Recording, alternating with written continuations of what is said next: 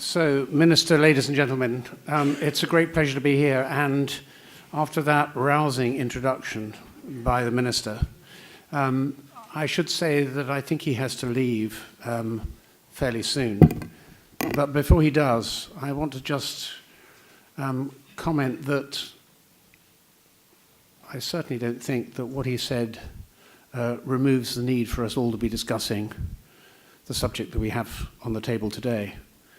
But what he said was so far in advance of the statements that are being made by secretaries of state, ministers for education in the United Kingdom, that it was really very, very welcome to hear him say that. And I'm going to refer in a moment to a former Minister for Education, Michael Gove, who was Secretary of State for Education Minister between 2010 and 2015, and it was his, he would say reforms, his changes to the education system, and particularly the secondary education system, that provoked the artist Patrick Brill, who works as an artist under the name of Bob and Roberta Smith, to coin this phrase, which is the title for the phrase for the symposium today. That is to say, all schools should be art schools. You will notice that to my right, Agatha Goth Snape, artist who works on the borders between performance and the visual arts, has begun work. She is, through the course of the morning, going to work on these sheets of paper and produce a drawing. And you'll see it grow, provided I keep speaking. And you will see the contributions of others in the morning will take their place on those sheets. And this afternoon, many of you will be involved in the workshop that she is leading. And I think it's absolutely typical of John Kaldor and his public art projects that he should feel that it's right that an artist should be involved in this process, right literally on stage, and commenting on the work and the subject as the day proceeds. Of course, John is someone I've known. I've been following his work for nearly 40 years. Not quite back to the beginning, actually rather longer than 40 years, since the early 70s. I don't think my interest and knowledge of his work goes back quite as far as his initial project as Kaldor Public Art Projects in 1969, but certainly into the early 70s.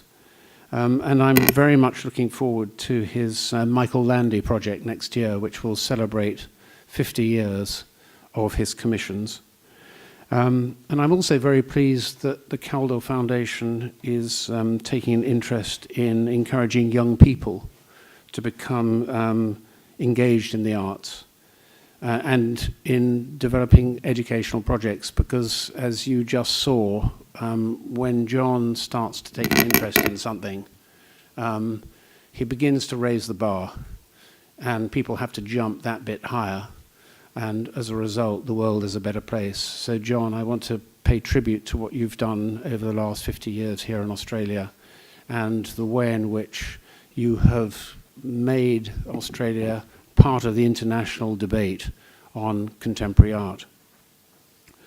Today I'm joining, and I can see the room is filled with people who already believe in the power of the arts to shape and enrich everyone's life. And here in Australia, and as we've just heard in New South Wales, there's still work to be done in terms of persuading people who are responsible for children's education to follow your lead. This symposium, as we've heard, comes at a moment when the curriculum in schools in New South Wales is under review. Dr. Masters is undertaking that review.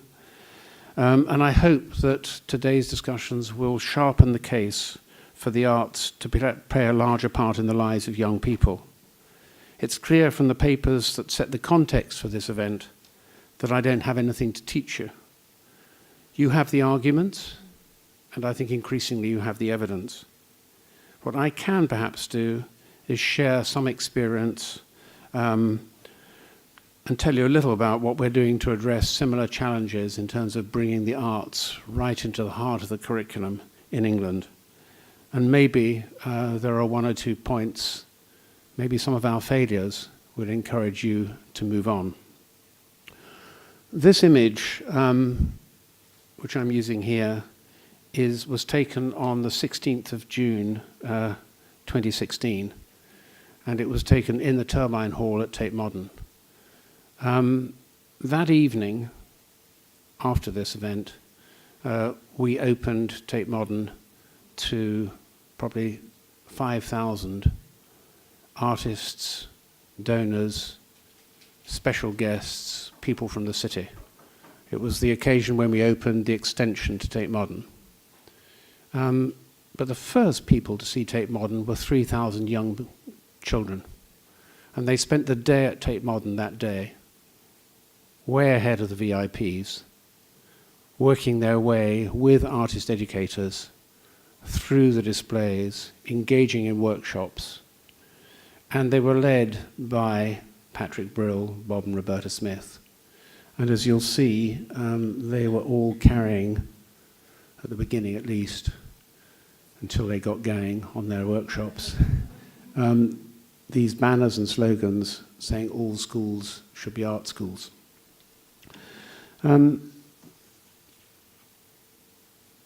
So in England, I would say that the role of the arts in school has never been strong, but it was definitely more secure 15 years ago than it is today.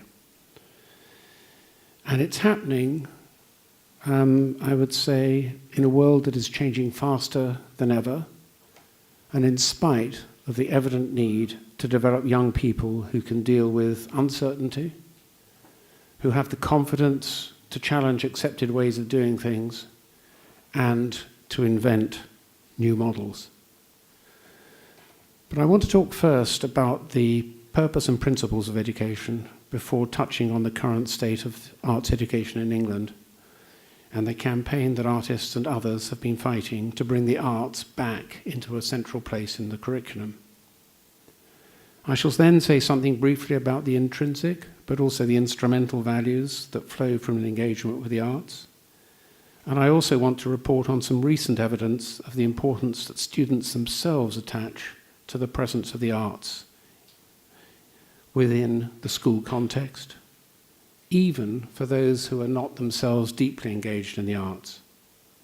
And finally, there's been a reference to the Durham Commission. I want to tell you a little bit about the Durham Commission, what it's currently doing, and in particular, the way in which it's looking beyond the arts to examine the place of creativity within the wider education of young people. Education is about the long term. It's an investment in our future, as the Minister has just reminded us. Children entering our primary or our junior schools today will be only halfway through their working lives in 2060. Few of us would hazard a guess as to what the world will look like in 2060. And with respect to those who follow, politicians, at least, with an eye on the next election, often take a short-term view. The economic, social, and political challenges of the immediate present can blind us to the needs of the future. It's interesting that Rob Stokes talked about the need for a holistic, a heuristic education, because in 1959, the British physicist, civil servant, and author C.P. Snow gave a celebrated lecture titled The Two Cultures.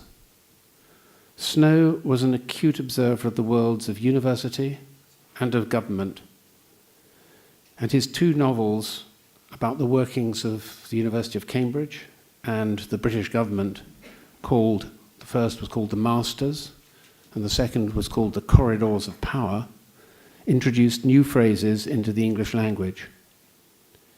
In The Two Cultures, he argued that the British education system was failing to provide the kind of broad education that could be found in schools in Germany and in America. In England, he thought the humanities, and especially the study of Latin and Greek, had dominated the system for far too long, resulting in a civil service and a business world in which science was undervalued. He was trained himself as a physicist, although he was also a writer. He felt that the education system was failing to equip young people for the modern scientific age. A good many times, he wrote, I have been present at gatherings of people who, by the standards of traditional culture, are thought highly educated and who have with considerable gusto been expressing their incredulity at the illiteracy of scientists. Once or twice, I have been provoked and have asked the company how many of them could describe the Second Law of Thermodynamics. I'm not going to ask those people who can describe the Second Law of Thermodynamics to hold up their hands in this room today. Snow went on, the response was cold, it was also negative. Yet I was asking something which is about the scientific equivalent of have you read a work of Shakespeare? I now believe that if I had asked an even simpler question, this is the one for this audience, what do you mean by mass or acceleration, which is the scientific equivalent of saying, can you read? Not more than 1 in 10 of the highly educated would have felt that I was speaking the same language. Snow argued that there'd been a breakdown of communication between the two cultures of modern society, the sciences and the humanities. He felt that education should cover all aspects of human thought and endeavor, and believed that society would be stronger and richer as a result. And he was right. In his recent book, Originals, How Non-Conformists Changed the World, Adam Grant cites research by Michigan State University, which looked at the lives of every Nobel Prize-winning scientist from 1901 to 2005. They discovered a very strong correlation between outstanding scientists and creative practice. Where outstanding scientists were also engaged in music, their chances of winning a Nobel Prize doubled. For the visual arts and craft, this is good news for this particular faculty, those of you who are sitting in this room who are also likely scientist Nobel Prize winners. For the visual arts and craft, the odds rose to 7 times. Where scientists were also writing poetry, novels, and plays, their chances were 12 times as high. And as performers on stage, the odds rose to 22 times. So all scientists should also perform.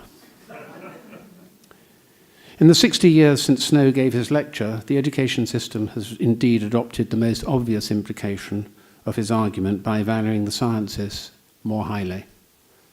Everywhere we go, we read of the importance of studying STEM subjects. In the UK, the government has accepted the argument that scientific study and research should be supported by generous funding in the universities. I'm constantly asked why it is that the arts have been unable to mount the same kind of campaign with government for funding that has been so successful on the part of the sciences. And the sciences also feature much more strongly in the curriculum for all pupils to the age of 16. Sadly, Rob Stokes has referred to this already, Snow's more fundamental assertion that education should be broad and holistic has been ignored, even though research of the kind published by Adam Grant has provided ample evidence of the benefits of of breadth for all pupils. In England, there is still very, very strong pressure to decide whether you will focus on arts or humanities or sciences well before students have had a chance to explore their interests and discover their own strengths. There's also a very clear hierarchy in which academic, in quotes, subjects are regarded as the ones that should be studied by, again, in brackets, in quotes, clever people, while those without conventional skills in language and number are encouraged to use their aptitudes on subjects that are more, quotes, practical. Generations of young people with an aptitude for the visual or the musical, rather than for language-based subjects, have been stigmatized as being poor learners, or maybe dyslexic. They include some of our greatest artists and architects, such as Richard Rogers, who was persistently regarded as failing until the third year of his architectural training. I believe that the creation of such hierarchies, coupled with the obligation to make premature choices, can scar pupils for life. And I speak as someone whose decision to study art history and eventually to move into museums and the world of contemporary art came only in my second year at university, having previously been wedded to economics and the social sciences. As it turned out, going into museums with an economics degree as well as an art history degree turned out not to be such a bad bet. But at the time, it felt like an enormous change. So today, politicians in England, believing that digital skills associated with literacy, numeracy, and technology are essential, have given absolute priority to the teaching of the so-called STEM subjects. They don't recognize that the skills associated with the arts are equally vital as we move beyond an age of information to one in which invention is critical. Pupils in secondary schools are therefore now obliged to take 5 mandatory subjects between the ages of 14 and 16, a formula that gives them a qualification called the English Baccalaureate, or EBAC. Schools are rated in league tables according to the grades achieved by their students in English, maths, a science, a modern language, and either geography or history. Some art subjects may be available as an additional option, but in practice, the squeeze on the timetable and the pressures to succeed in the favoured subjects can mean that arts are marginalised. The impact on the choices made by young people can be profound. So, for instance, the Russell Group of elite universities, such as Oxford, Cambridge, Manchester and Bristol, equivalent to, I think it's the 8 here, issues a set of guidelines for students, parents and teachers, advising them on how to apply for entry. It lists the preferred, or as they call them, facilitating subjects that should be studied to give a candidate a better chance of succeeding. None, other than English, is an art subject. Art, music, dance, drama, design are all excluded. Indeed, I've spoken to young people who have been actively discouraged from studying these subjects, even as secondary subjects, for fear that they will damage their chances by appearing to be less, quote, academic.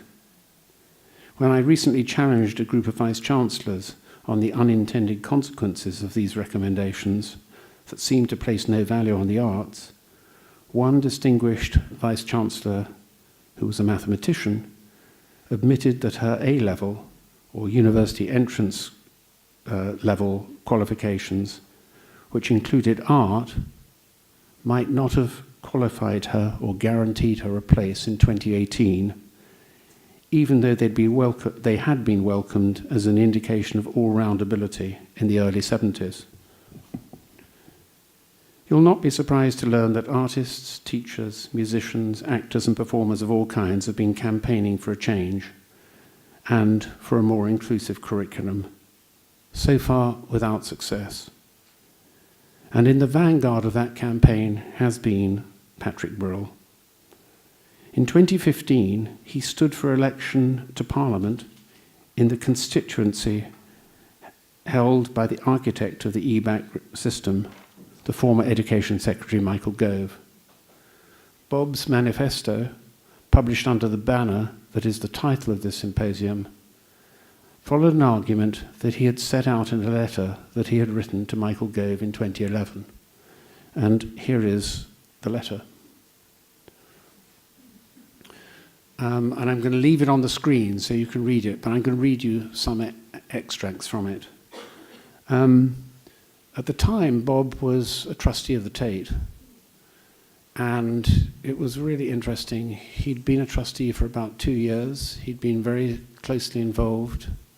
We have artist trustees on the board of the Tate. We have 3 artists who are members of the board of the Tate. There are 14 trustees in all.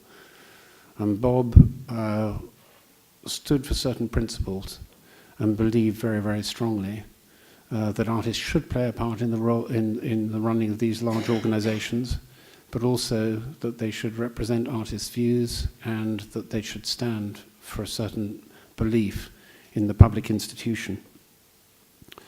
Anyway, as you can see, it's an epistle from the heart.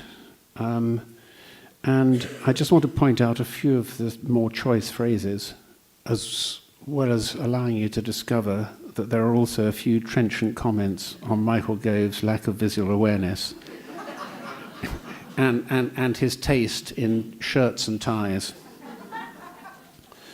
So Bob writes, art, images, artifacts, song, culture are the principal means by which human beings define themselves. From birth, human beings seek to understand, find their place in society, and control their worlds. Through looking and understanding, the child interprets the world. Give a child a piece of paper, a brush, and some color, and you put them in control. Children's art is so appealing because they have no problem with being in control of images. As school progresses, poor teaching in some schools impresses on the child that they are not in control. From Galileo to Darwin, from Caravaggio to Amy Winehouse, creativity is rebellion. Even free market economists, this is still Bob talking rather than me, even free market economists recognize that wealth creation is based on questioning, innovation, and improvement. Creativity is non-acceptance of the status quo and a rejection of the academy.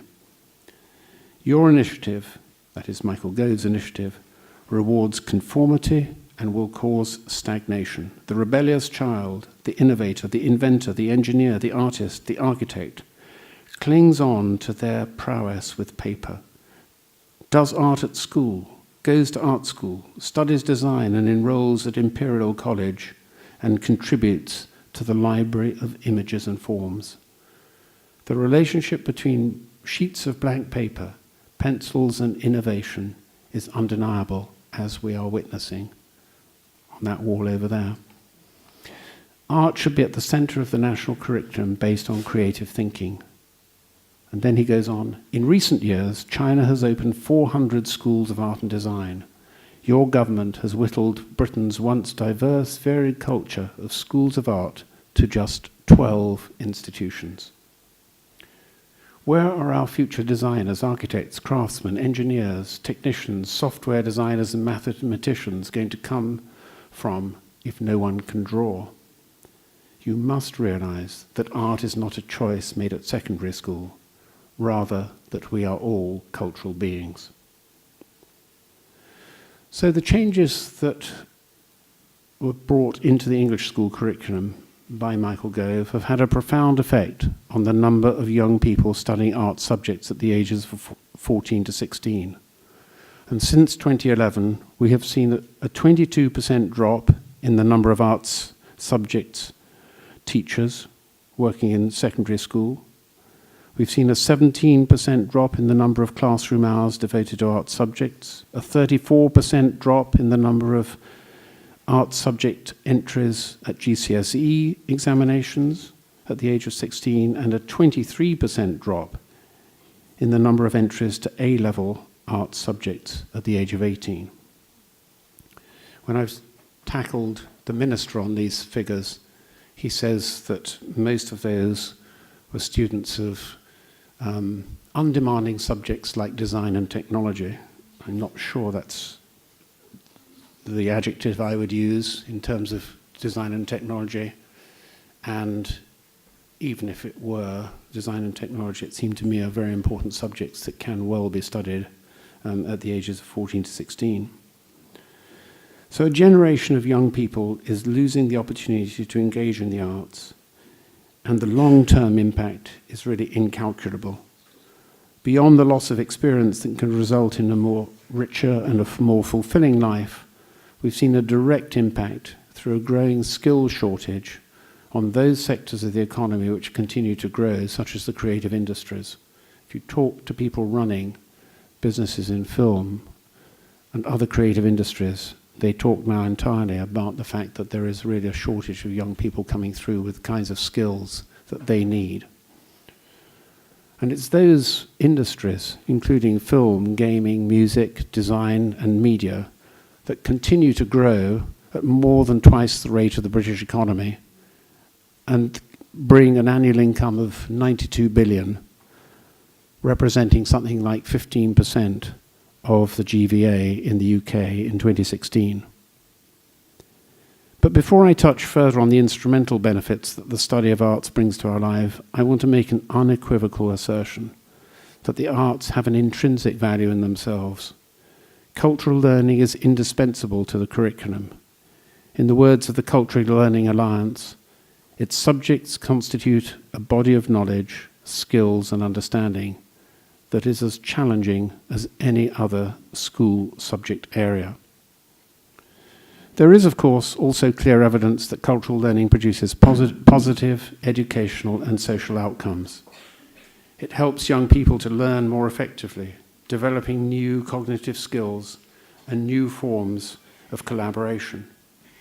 Like Nobel Prize winners, children studying art subjects do better in all subjects, while they also feel more valued, empowered, and motivated.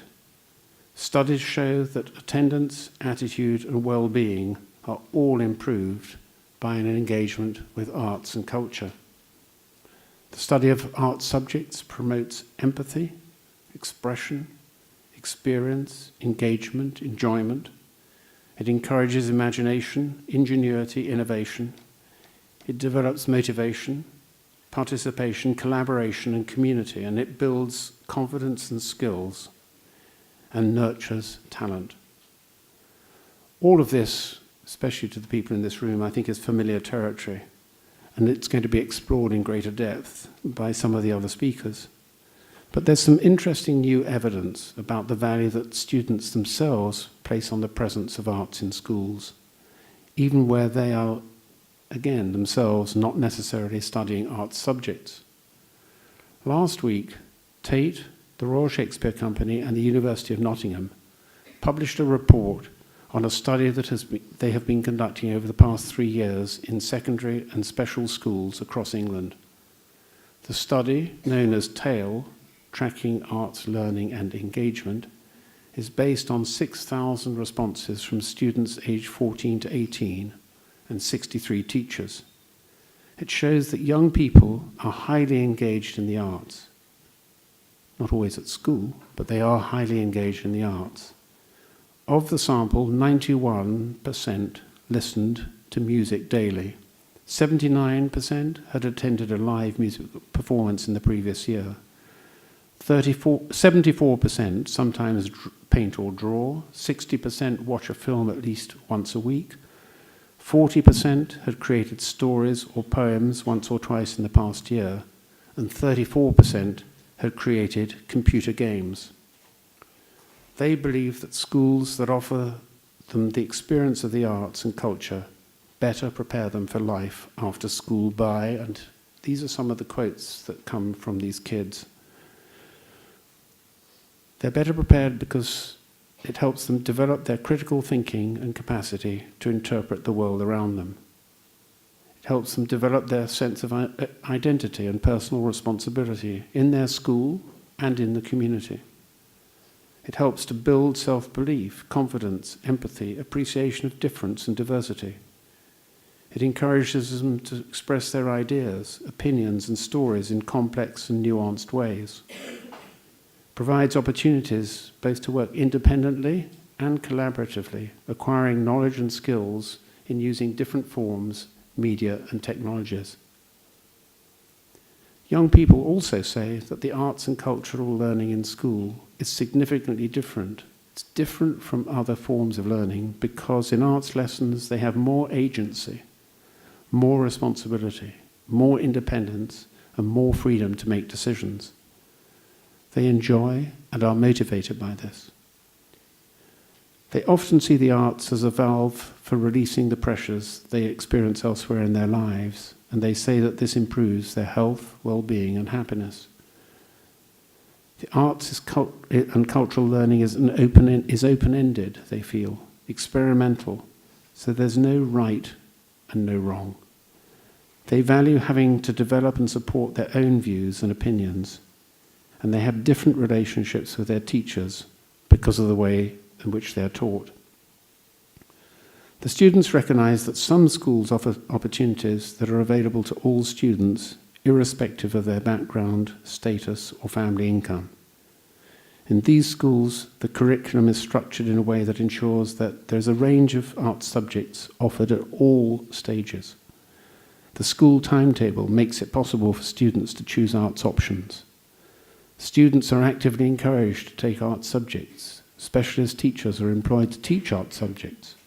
Arts facilities are well maintained and equipped. Budget allocations recognize the actual costs involved in arts and cultural education. Career advice incorporates careers in arts and cultural sectors.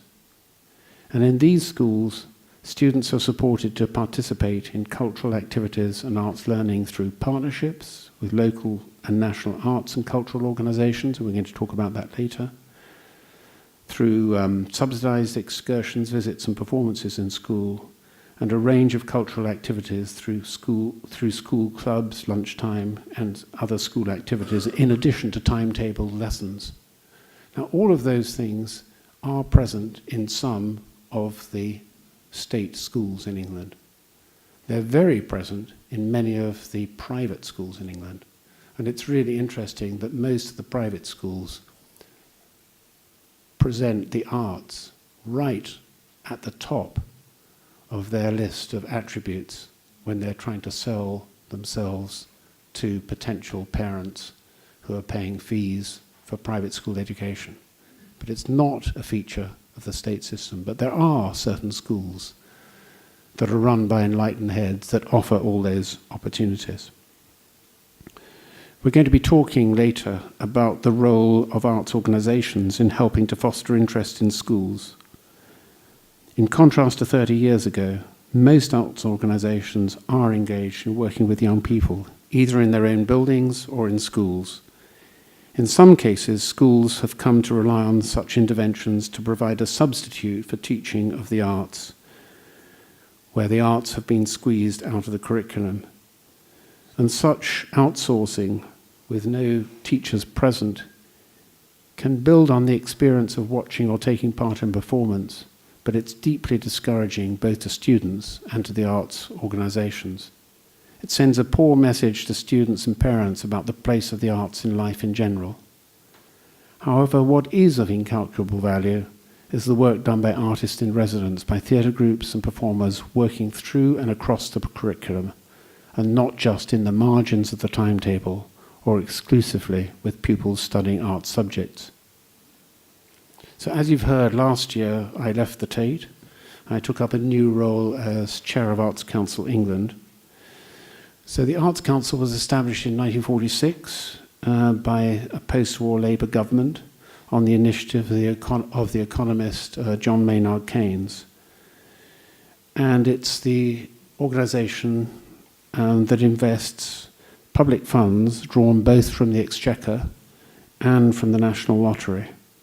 And it makes judgments that are independent of government and free from ministerial interference.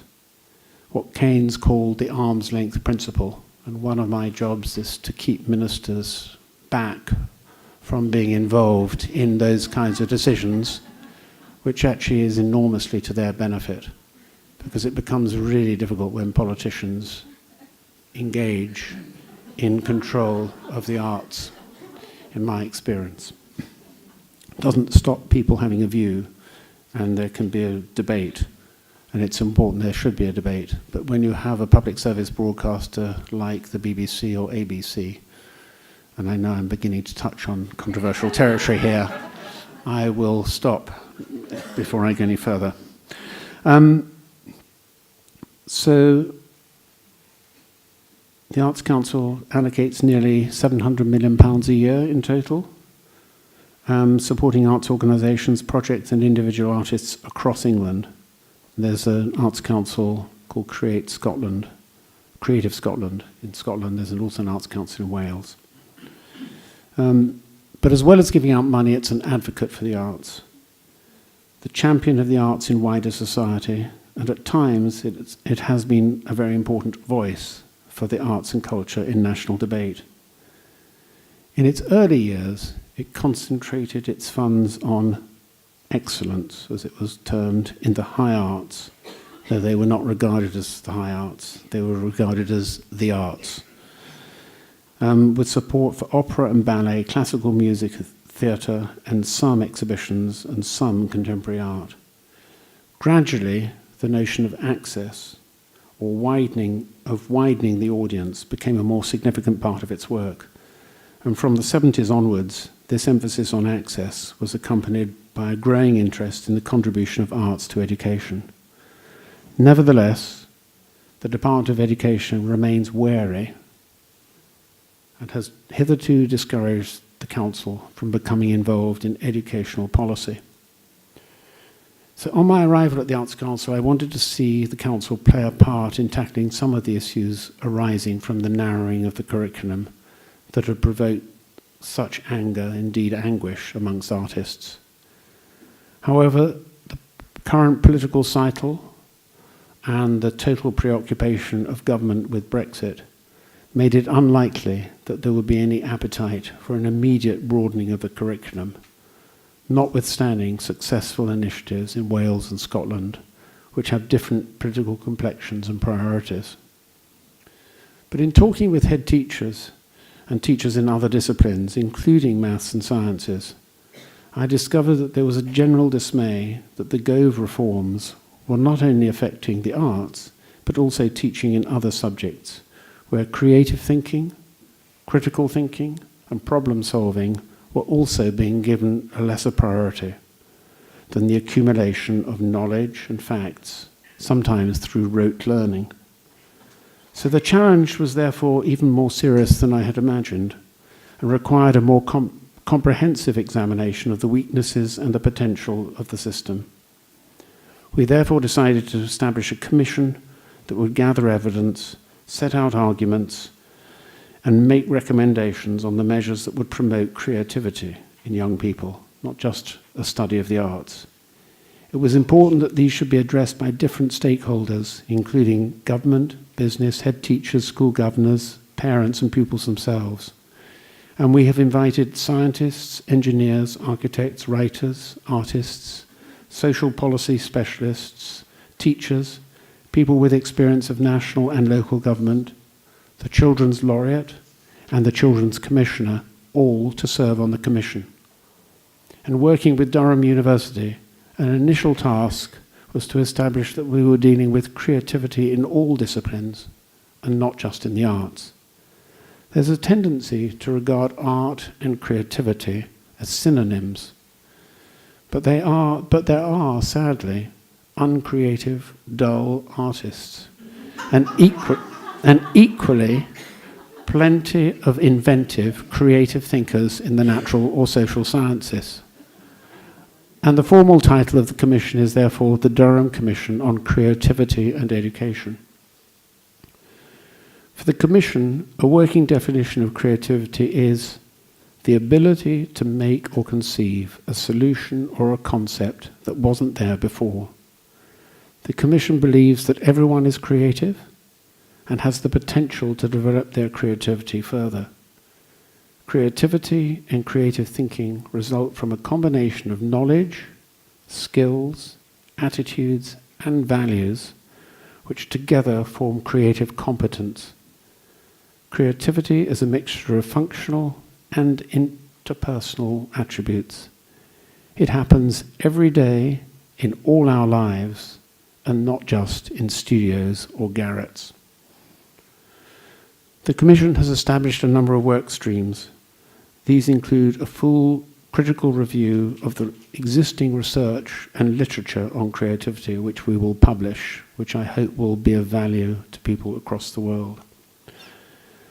We've undertaken a questionnaire on creativity that has been completed by more than 1,000 people across business, local government, teaching, and the arts sectors.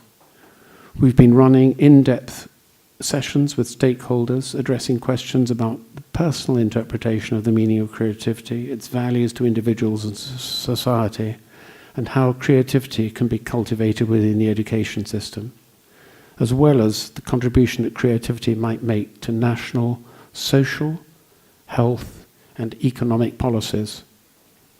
Finally, there will be a survey of attitudes to creativity in the population as a whole, and especially amongst parents.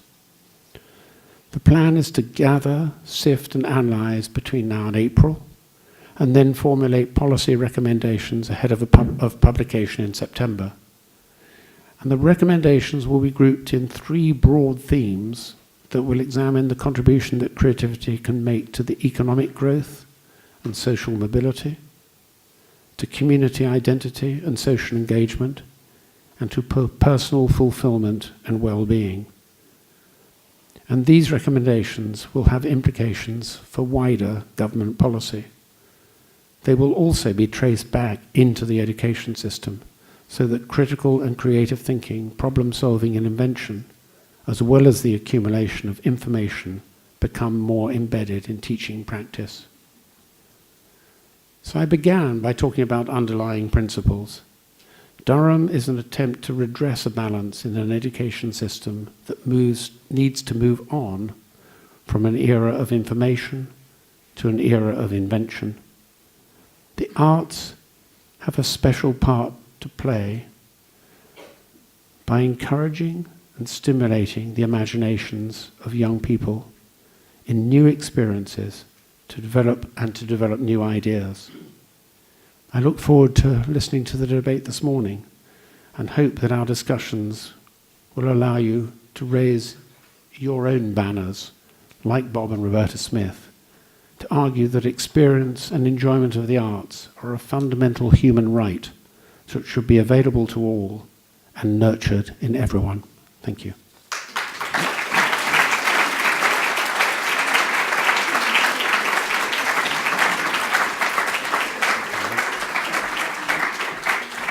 Well, thank you so much, Nick. That's a really amazing start to today. I think you've touched on so many subjects which are dear to many of us in the room. So we have the opportunity for questions in the audience. There are 2 microphones that will be floating around in the room. So if you have a question, please raise your hand and then I'll be able to direct the microphone to you. If you could also identify yourself and try and ask your question in a fairly concise way, that would be great. So while you're all thinking about that, can I also say that you can go to Slido. So if you type into your browser, if you're watching this online or if you're in the audience, go to Slido, put it into a Google search bar, and then in Slido, if you use the hashtag #ArtSchools, one word, ARTSCHOOLS, which proves that I can in fact spell, which is incredibly important for those of us who are interested in art education in particular. So while you're thinking of your questions, Nick, it's really interesting to think about how in some ways these questions have their derivation, in a sense, in this splitting of the arts from the sciences, and C.P. Snow's important essays, including the formation of this idea of the 2 cultures, in a sense has really led us to where we are from, certainly from some people's perspectives. Do you think that's the case? And what do you think of some of the more contemporary approaches to try and bring the STEM disciplines together with the arts and the STEAM movement, for example? Well, I think, I mean, in spite of what I've been saying, clearly there are schools, and there are certainly art schools, that are really trying to break these silos and work across disciplines. And there are some very good examples in the UK, and I'm sure there are some here too. But the fact remains that too many of the schools are still being judged by a set of league tables or standards that make it very, very difficult for them to work in that way. Yes. And the principal pressure that we want to try and bring is to encourage government to think more widely.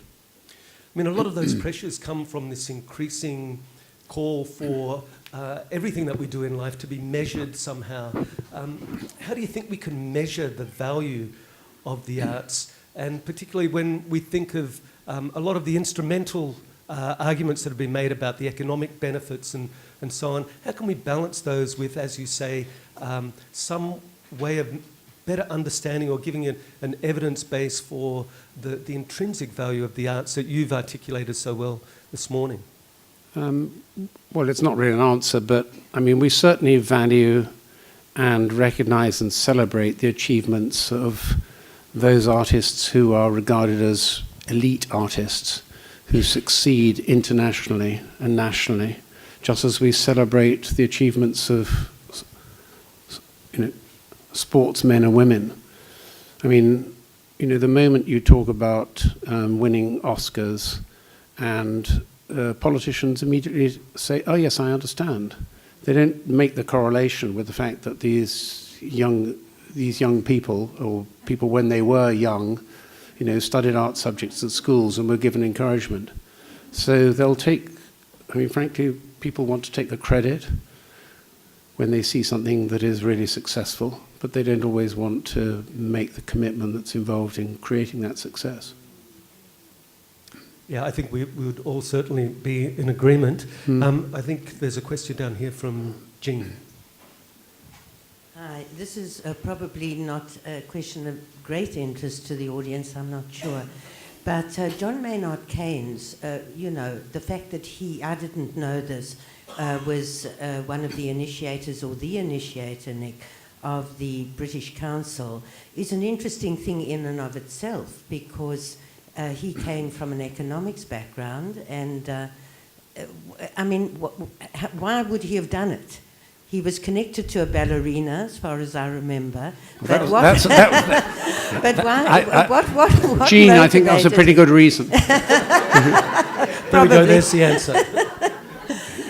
If you'd like to define the term connect, I prefer not to. No. I mean, he had grown up in the company of artists and writers, and he saw the value of artists and writers' view of the world, and he felt that access to those opportunities should not be only to those who could afford, only from those in certain social classes, and believed that these were benefits that should be available to all across the whole country. In a way, I mean, he's part of the argument to the politicians, that this man who came from a much harder science, a social science, but nevertheless, saw the value. And well, I would say that, of course, Keynes has been out of favour in the circles of economists for many years. Whether some of the thoughts that he has had will now come back somewhat in this sort of post 2008 depression, etc., recession is another question. And there are undoubtedly people who are looking again at some of the supply side economics that Keynes favoured. mm-hmm. Thank you, Nick. I think we have a question over here from Michael, who I think is going to further delve into Keynesian economics for us. No, I'm not going to.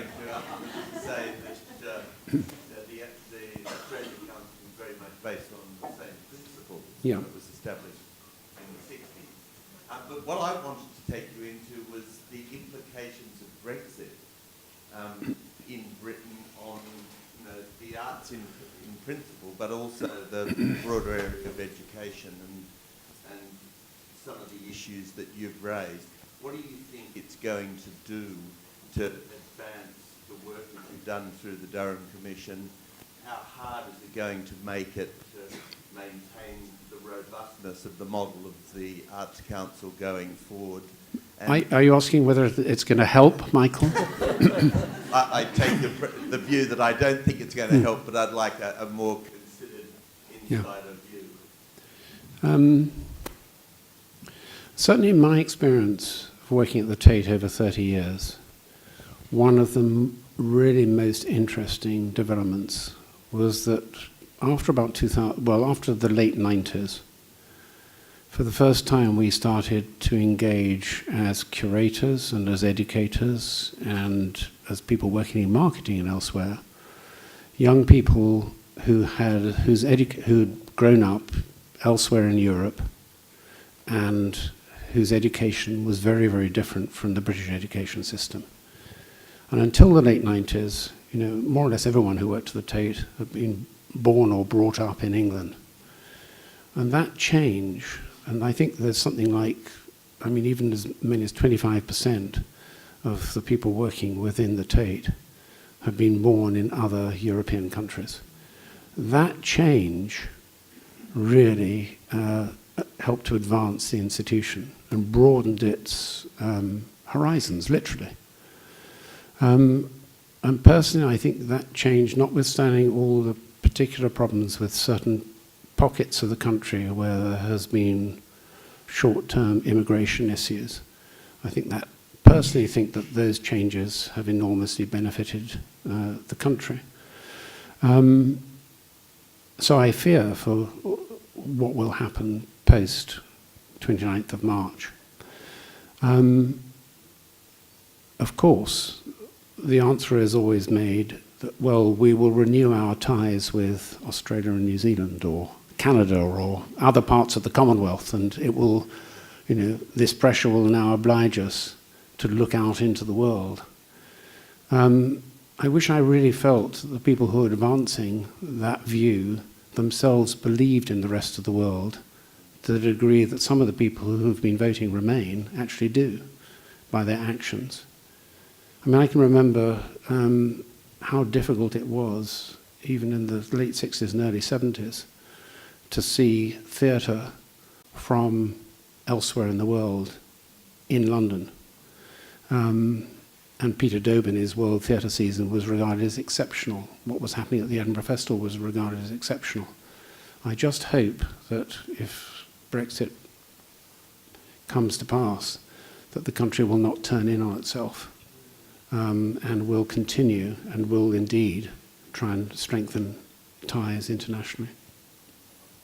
Thank you, Nick. We've got a number of questions coming through on Slido now. So the first one that's been voted up wants to know what specifically has shifted the decline in the value of an arts-based education since perhaps the 1970s. What do you think has really contributed to that shift? I think that economic pressures. I think that probably the introduction in 2012 of university fees has encouraged parents to advise their children that they need to study subjects that will necessarily result in them being able to earn money that will repay those fees, not always recognizing that there are incredible opportunities in the creative industries, that there are new skills, new kinds of jobs, and new opportunities that are available to people who've been studying art subjects.